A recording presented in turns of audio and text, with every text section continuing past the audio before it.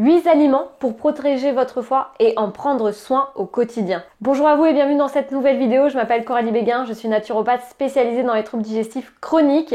Avant qu'on commence cette vidéo, n'oubliez pas de vous abonner à cette chaîne YouTube et de mettre un petit like. Ça m'encourage toujours et puis je suis toujours très heureuse de lire tous vos commentaires. Donc d'ailleurs, merci du fond du cœur si vous commentez cette vidéo, si vous passez par là et que vous mettez un pouce, merci énormément. Alors aujourd'hui, on se retrouve dans cette vidéo pour parler des aliments pour protéger votre foie. J'ai fait une vidéo sur les symptômes qui montrent quand votre foie est en souffrance. Cette vidéo, vous l'avez beaucoup appréciée. Je vous la remets juste ici si vous voulez aller la voir. Dans cette vidéo, j'ai abordé les différents symptômes qui montrent que votre foie est un petit peu en souffrance et qu'il a besoin d'être soutenu. Aujourd'hui, je viens avec une nouvelle vidéo pour parler des différents aliments qui vont pouvoir vous aider à justement soutenir votre foie si vous avez des désagréments au niveau digestif mais aussi au niveau de votre foie. Le premier aliment que j'aimerais vous présenter, et je pense que vous le connaissez parce qu'on en entend beaucoup parler, c'est l'artichaut.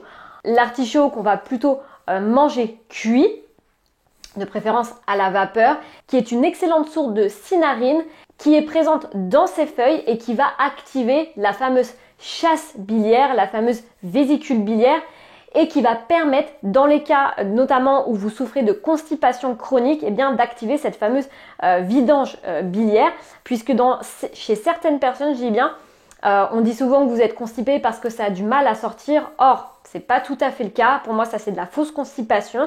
Mais si vous sentez que par exemple vous avez des selles qui sont sèches, qui sont râpeuses, qui ont vraiment un petit peu du mal à sortir, et dès que ça passe au niveau de l'anus, vous sentez que ça vous fait limite mal, que ça irrite, eh bien c'est parce que très souvent c'est très sec et ça manque de lubrification. Et donc l'artichaut va pouvoir vous aider à soulager ça en fabriquant et en favorisant une bonne bile et donc une bonne chasse biliaire. Je vous rappelle également que dans la chasse biliaire et dans la vésicule biliaire, dans la bile, quand vous en fabriquez une de bonne qualité, eh bien vous allez pouvoir assimiler les vitamines liposolubles, donc les vitamines A, D, E et K, notamment la vitamine D, je ne reviens pas dessus, mais vous la connaissez, ce qu'on entend beaucoup parler de l'hiver, qui va être indispensable pour protéger votre immunité et booster votre immunité face aux hivers, aux infections. L'artichaut, il est aussi doté d'un pouvoir antioxydant. Il est riche en vitamines et riche en minéraux, donc il est très intéressant d'être consommé au quotidien, enfin dès que vous le pouvez, en tout cas, à condition de bien mastiquer pour justement activer la vésicule biliaire. En deuxième aliment, on retrouve nos fameux crucifères, donc tout ce qu'on va retrouver sous forme de brocoli, de chou-fleur, de chou de Bruxelles. Alors, je sais, vous allez me dire, oula Coralie, souvent tu nous dis dans tes vidéos que les crucifères sont pas vraiment compatibles avec les problématiques de digestion. C'est vrai. Si vous souffrez aujourd'hui d'intestin irritable, de colopathie, de maladies inflammatoires du côlon ou encore de ballonnement, c'est vrai que les crucifères vont pas être forcément la meilleure source pour vous parce qu'ils vont occasionner des problématiques de digestion. Par contre, si vous n'avez pas de grands troubles digestifs ou que vous en avez des minimes mais que vous réduisez la quantité, parce que c'est toujours la quantité qui génère un excès au niveau du corps et de vos enzymes digestifs, eh bien les crucifères sont très intéressants, notamment le brocoli, puisqu'ils vont aider les enzymes de détoxification au niveau du foie. Aujourd'hui, on étudie de plus en plus le brocoli, qu'on retrouve d'ailleurs sous différents compléments alimentaires pour justement aider, soutenir les fonctions hépatiques. Dans les différents crucifères que je vous ai mentionnés, on va retrouver du glucosinolate qui vont favoriser la libération des enzymes pour aider le foie à se détoxifier et donc éliminer les toxines. Donc les choux, en fait, ils allègent la fonction hépatique, ils vont soulager notre foie, aider à la détoxification naturelle pour aider le foie en fait à mieux filtrer, à mieux vidanger et éviter tous les désagréments qu'on peut avoir quand on est un petit peu intoxiqué, comme de l'acné, comme des hémorroïdes, des problématiques de circulation sanguine qui sont très liées à un foie qui ne fonctionne pas bien ou un petit peu au ralenti, tout ce qui va être également surcharge quand on sent que ça ne passe plus, qu'on a abusé, que dès qu'on mange des choses un peu grasses ça ne passe pas. Eh bien, il est peut-être temps effectivement de faire une détox et de favoriser les aliments que je vous cite dans cette vidéo. Troisième aliment, eh bien, ça va être le radis noir qui est très connu pour ses propriétés détoxifiantes, qu'on le retrouve dans beaucoup de complexes détox chez les naturopathes dans les compléments alimentaires. Alors, il faut savoir que le radis noir, il a une action très puissante sur le foie et aussi sur les reins. Donc, il est intéressant pour cette fonction détox. Il est intéressant de le consommer en crudité si vous avez une flore intestinale qui est capable de le supporter, alors toujours en petite quantité pour déjà avoir dans un premier temps. Si vous n'avez pas de problématique de digestion, dans ces cas-là, vous pouvez en consommer. Et puis le radis noir, on peut également aussi le faire en cure. On va s'assurer qu'on n'ait pas de contre-indication, notamment en cas de calcul biliaire ou en cas de problématique au niveau stomacal, notamment les personnes qui ont des gastrites, donc il va plutôt être à mettre de côté. Mais l'action du radis noir que vous mangez, à condition de bien mastiquer, va favoriser le déclenchement d'une bonne bile, encore une fois, donc pour favoriser la vidange de la vésicule biliaire, donc une bonne chasse biliaire pour encore assimiler nos vitamines liposolubles, favoriser des meilleurs sels et puis favoriser un meilleur transit avec une meilleure élimination. D'ailleurs, je vous rappelle que quand vous êtes constipé, vous avez tendance donc du coup à retenir les matières fécales parce que vous n'arrivez pas à aller à la selle pour différents facteurs. Et malheureusement, quand ça fait plusieurs jours, pendant des années qu'on ne va pas régulièrement à la selle, on a une réabsorption des oestrogènes et notamment des xénobiotiques au niveau de la flore intestinale, au niveau du côlon, parce que au lieu d'aller justement vider, au lieu d'aller à la selle une fois par jour et qu'on y va peut-être que 2-3 fois dans la semaine, eh bien comme au niveau de la vésicule biliaire, on élimine tout ce qui est toxines, endotoxines, xénobiotiques par la vésicule biliaire, donc par la bile, et quand c'est en contact de la muqueuse intestinale, et normalement ça devrait être expulsé une fois par jour, eh bien on réabsorbe ce type de toxines qui vont se retrouver encore une fois remises en circulation, et donc on va se réintoxiquer. D'où l'importance d'aller à la selle au moins une fois par jour si c'est possible, et je vous remets une vidéo où je vous donne des conseils pour aller justement pour limiter la constipation. Je vous en donne également énormément dans le e-book qui est gratuit sur les 5 piliers de santé de digestion. Si vous ne l'avez pas encore téléchargé, je vous invite vraiment à le télécharger. Je vous remets le lien juste ici où je vous donne justement un maximum d'informations pour prendre soin de votre santé et de votre système digestif. En quatrième aliment, on va avoir le citron. Bon, vous savez que j'ai déjà fait une vidéo sur le citron, il faut faire attention de le consommer, mais il est particulièrement intéressant pour soutenir les fonctions hépatiques et notamment encore notre vésicule biliaire pour éliminer tout ce qui est toxines, favoriser une bonne chasse biliaire. Le citron, il est très très connu pour le mettre dans l'eau chaude le matin à jeun pour favoriser une détox, à condition de bien le supporter. Pareil, je vous ai déjà fait une vidéo sur ce sujet, si ça vous intéresse, je vous la remets ici. Mais le citron, ça va vraiment être au cas par cas. Je vous invite vraiment à mettre un petit peu de citron, par exemple, dans vos aliments de manière naturelle, quand vous faites un poisson ou que, par exemple, vous faites tel type de légumes ou de crudités. On apprécie des fois de mettre un filet de citron. Par contre, pris très régulièrement en cure ou même de façon toute l'année, malheureusement, le citron reste un fruit qui va avoir tendance à déminéraliser certains tempéraments qui sont déjà de base très frileux, qui ont tendance à faire de l'hypothyroïdie, qui vont avoir tendance à se déminéraliser, à avoir de la perte de cheveux, qui sont très très vite fatigables, et c'est peut-être votre cas. C'est souvent d'ailleurs très souvent le cas chez 70 à 80% de la population française, donc si vous êtes beaucoup dans le mental. Donc malheureusement, si vous venez prendre des jus de citron tous les matins pendant X mois, X années, vous allez entraîner une déminéralisation. Et moi, j'ai vu beaucoup dans mes consultations en ligne et dans les accompagnements des programmes en ligne, beaucoup de personnes se faire du mal avec des cures de citron à répétition chez des personnes qui étaient sur un tempérament plutôt frileux, hypothyroïdien, stressé. Parce que il faut savoir que pour métaboliser les acides tartriques, maliques, oxaliques qui sont dans les fruits, il faut avoir un potentiel oxydant qui soit assez fort. Malheureusement, la majorité de la population française aujourd'hui ne l'a plus parce qu'on est beaucoup dans le mental, parce qu'on travaille énormément, parce qu'on est stressé, parce qu'on est plutôt frileux, on a des axes où on va être plutôt hypothyroïdien et donc on ne va pas pouvoir le faire. Donc on va venir se déminéraliser parce qu'on va prendre dans notre propre base minérale, ce qui peut entraîner à moyen et long terme de la perte de cheveux, des gencives qui vont commencer à saigner, on va avoir des gencives qui vont commencer à s'affaisser parce que c'est un tissu conjonctif, c'est une réserve minérale au niveau des gencives. On va avoir des personnes aussi qui vont avoir les ongles qui se cassent et qui se dédoublent, de la peau qui se craquelle beaucoup plus que d'habitude. On peut avoir une ou plusieurs tendinites à répétition qui sont des signes de la déminéralisation. Donc si c'est votre cas, attention avec la quantité de jus de citron. D'ailleurs, dites-moi en commentaire, ça m'intéresserait de savoir si vous êtes fan de cette cure de jus de citron. Est-ce que vous l'avez peut-être pratiquée régulièrement ou pas du tout? Dites-moi un petit peu en commentaire, ça m'intéresse de savoir. Cinquième aliment, c'est le fameux romarin. Bon, je l'ai mis en aliment, mais c'est plutôt en herbe aromatique. Le romarin est très connu aussi parce qu'on le retrouve beaucoup dans les ampoules de détox, dans tout ce qui va être gémothérapie, etc. pour justement stimuler les fonctions hépatiques du foie, mais aussi parce qu'il a deux composés, qu'il a de l'acide rosmarinique et du carnosol, qui sont deux composés antioxydants, protecteurs hépatiques, qui vont aider aussi à une bonne chasse biliaire, à la protection du foie de manière régulière et aussi qui vont être des bons détoxifiants au niveau du foie et qui vont lutter contre le stress oxydatif, contre les inflammations générales au niveau du corps. Donc le romarin, il agit sur énormément de fonctions, donc il est très intéressant à mettre régulièrement dans vos assiettes ou quand vous faites un pot-au-feu ou quand vous cuisinez, que vous faites du poisson, des choses comme ça. Il ne faut pas hésiter à mettre un petit peu de romarin dans votre cuisine. C'est des plantes aussi qui favorisent beaucoup, qui soulagent les digestions très difficiles. Et puis vous pouvez très bien le consommer aussi en infusion ou en gémothérapie. Je vais vous remettre un lien juste en dessous dans la barre d'information.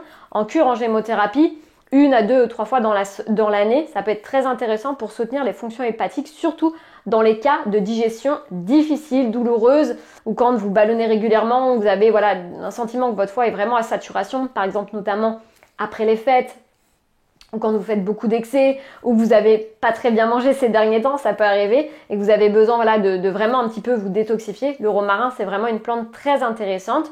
Vous retrouvez également les contre-indications du romarin dans la barre d'information juste en dessous. Et si vous avez des traitements lourds, il faut toujours aller demander conseil à votre médecin ou à votre pharmacien. En 6e aliment, on va retrouver l'ail, qui est un super aliment, qui est déjà antifongique, antibactérien, immunostimulant.